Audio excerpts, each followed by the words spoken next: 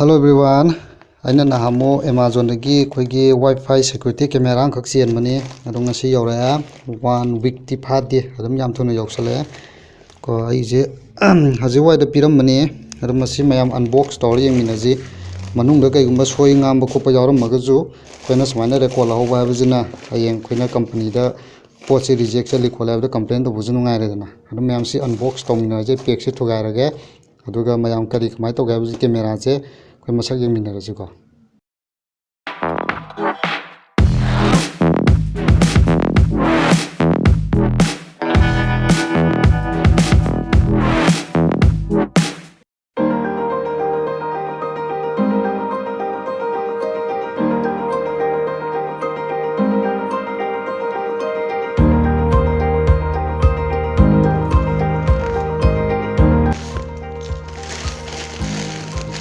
segarga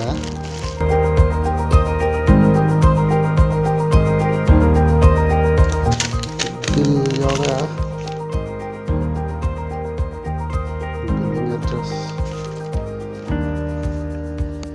potes talere mayam kai cloud recording works with Alexa support RF sensor two-way audio motion detection alert easy setup ka micro SD je na memory card moju cien kimne dum di yorokri adum ri non ni le yorok ba yara D3 ka PTZ cloud IP camera camera se da search nam yara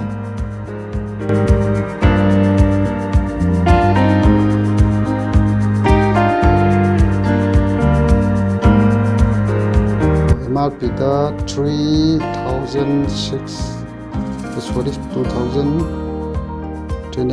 level ko discount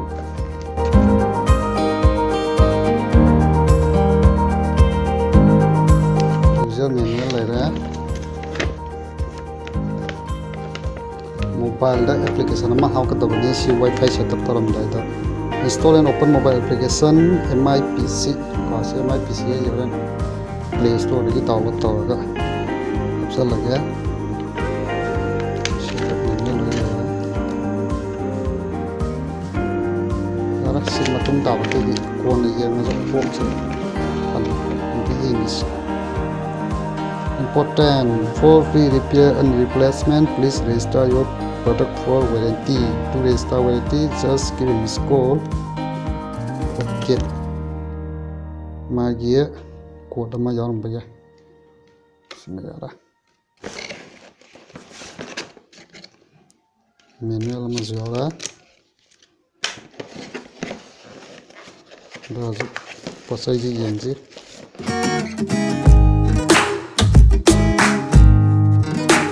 sedalara pasak setup camera selara maninda bagi RJ thimbam yara jora memory chip adumagi charging line yora battery mai thanna 360 ni kasera mai thila kan ma sama tom dum ur ma automatic unjara kani si up down sana kan ka masana design ta rasi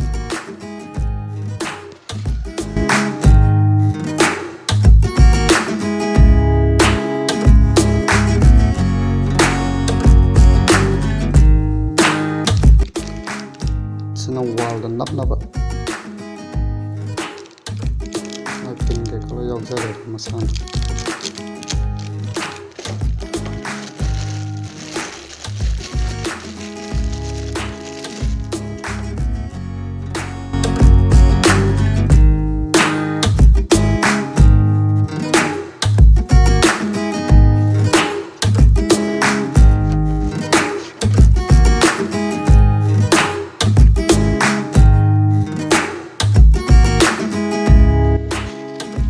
mai hapsalaga test tawra yenga pamaya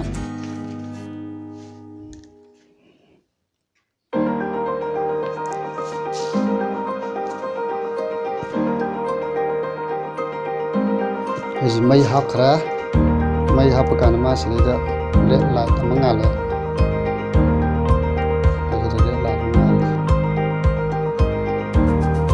ꯃꯈꯥ ꯇꯥꯕ ꯀꯩꯀꯩ check ꯇꯧꯕ ꯌꯦꯡꯒꯦ꯫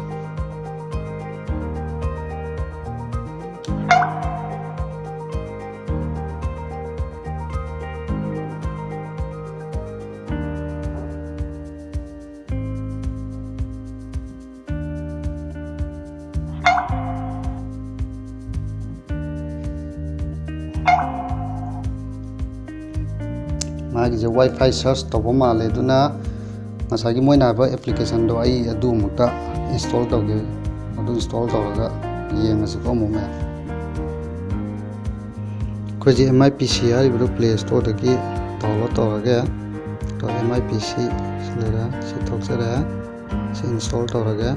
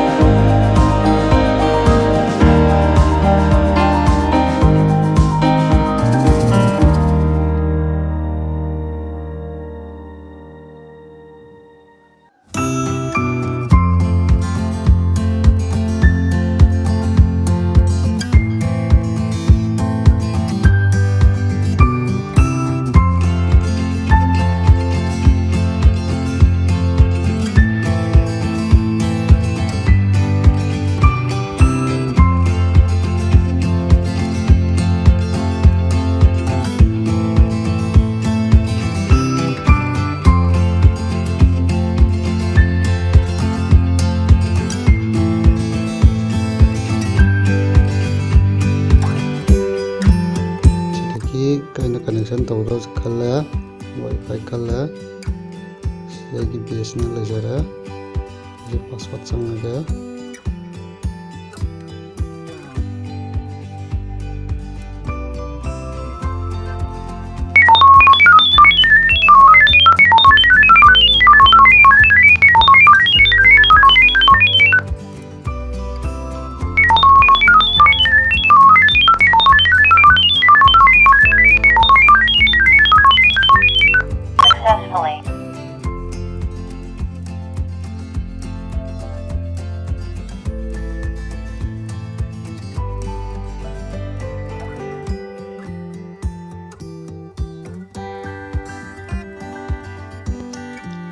MIPC ꯍꯥꯏꯔꯤꯕ ꯑꯦꯄ꯭ꯂꯤꯀꯦꯁꯟꯗꯣ ꯍꯧꯖꯤꯛ ꯁꯤꯗꯩꯗ ꯌꯥꯎꯔꯒ ꯂꯩꯔꯦ꯫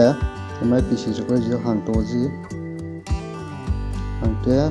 ꯍꯧꯖꯤꯛ ꯀꯦꯃꯦꯔꯥꯒꯤ ꯉꯁꯥꯏꯒꯤ ꯑꯩꯅ ꯑꯥꯎꯠꯗꯣꯔ ꯁꯦꯀꯨꯔꯤꯇꯤꯅ ꯔꯤꯅꯦꯝ ꯇꯧꯒꯗꯕꯅꯤ, ꯁꯤꯁꯤ ꯎꯔꯦ, ꯃꯥꯒꯤ ꯁꯨꯃꯥꯡ꯫ ꯑꯗꯨꯒ ꯃꯥꯒꯤꯁꯦ ꯁꯤꯗꯩꯗ ꯑꯩꯈꯣꯏꯅ ꯁꯦꯠꯇꯤꯡꯗ ꯆꯪꯉꯒ ꯁꯤꯗꯩꯗ ꯁꯣꯐꯋꯦꯌꯔ ꯑꯞꯒ꯭ꯔꯦꯗ ꯇꯧꯒꯦꯔꯥ, ꯗꯦꯠ ꯇꯥꯏꯝ ꯁꯦꯝꯕ, ꯑꯗꯒꯤ ꯗꯤꯚꯥꯏꯁꯀꯤ ꯄꯥꯁꯋꯥꯔꯗ, ꯑꯗꯒꯤ ꯔꯦꯀꯣꯔꯗꯤꯡ ꯀꯩꯀꯥ ꯑꯃ ꯔꯦꯀꯣꯔꯗꯇ ꯆꯪꯉꯒ ꯑꯩꯈꯣꯏꯅ ꯔꯦꯀꯣꯔꯗꯁꯦ ꯀꯟꯇꯤꯅ꯭ꯌꯨꯁ ꯁꯨꯃꯥꯏꯅ ꯑꯣꯟ ꯑꯣꯐ ꯇꯧꯐꯝ ꯌꯥꯎꯔꯦ꯫ ꯑꯗꯒꯤ face detection, sound detection, motion, ꯁꯤ ꯀꯩꯀꯩ ꯃꯌꯥꯝ ꯌꯥꯎꯔꯦ, ꯁꯤ ꯐꯤꯆꯔ ꯃꯌꯥꯝ ꯌꯥꯎꯔꯦꯀꯣ꯫ ꯑꯗꯒꯤ SD ꯀꯥꯔꯗꯀꯤ ꯁ꯭ꯇꯦꯇꯁ, SD ꯀꯥꯔꯗ ꯍꯥꯞꯈ꯭ꯔꯦ ꯁꯨꯃꯥꯏꯅ꯫ ꯑꯗꯒꯤ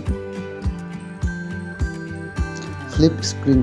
ꯁꯤꯒꯤ ꯐ꯭ꯂꯤꯞ ꯁ꯭ꯀ꯭ꯔꯤꯟꯁꯤꯅ ꯑꯩꯈꯣꯏꯅ ꯀꯦꯃꯦꯔꯥꯁꯦ ꯁꯦꯂꯤꯡꯗ ꯃꯈꯅꯥꯎ ꯑꯣꯟꯅꯔꯀꯥꯟꯗ ꯑꯣꯟꯊꯣꯛ ꯑꯣꯟꯁꯤꯟ ꯁꯥꯟꯅꯅꯕ ꯁꯨꯃꯥꯏꯅ ꯂꯩꯔꯦ꯫ ꯑꯗꯒꯤ ꯍꯥꯏꯔꯤꯕ ꯑꯩꯈꯣꯏꯒꯤ ꯁꯤ ꯃꯣꯁꯟ ꯗꯤꯇꯦꯛꯁꯟꯗ ꯆꯪꯉꯒ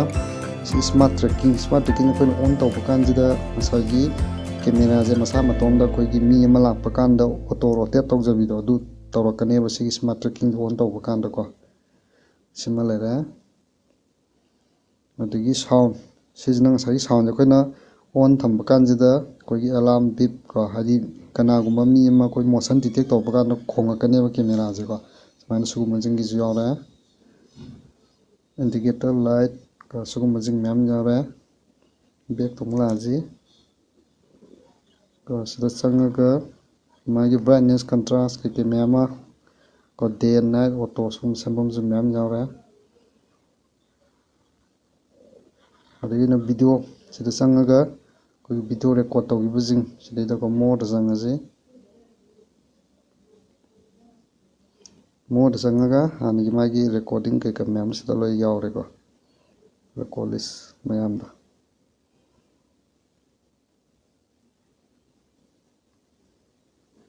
ꯁꯤ ꯐꯨꯜ ꯏꯁꯀ꯭ꯔꯤꯟ ꯑꯣꯟꯊꯣꯛꯄ ꯌꯥꯏ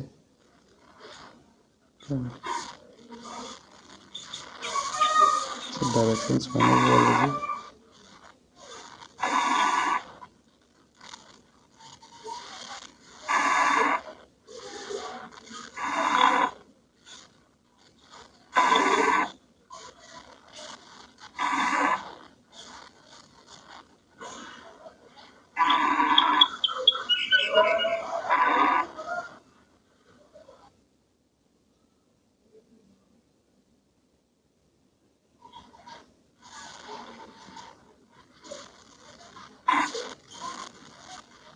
ꯆꯀꯤ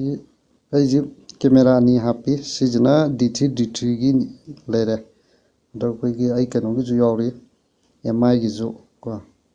ꯁꯨꯃꯥꯏꯅ MIꯒꯤꯁꯨ ꯌꯥꯎꯔꯤ ꯁꯤꯅ ꯃꯥꯡꯒꯣꯟꯗ ꯍꯥꯞꯄꯦ ꯑꯃꯅ ꯁꯪꯒꯣꯏ ꯃꯆꯥꯔꯣꯝꯗ ꯍꯥꯞꯄꯅꯤ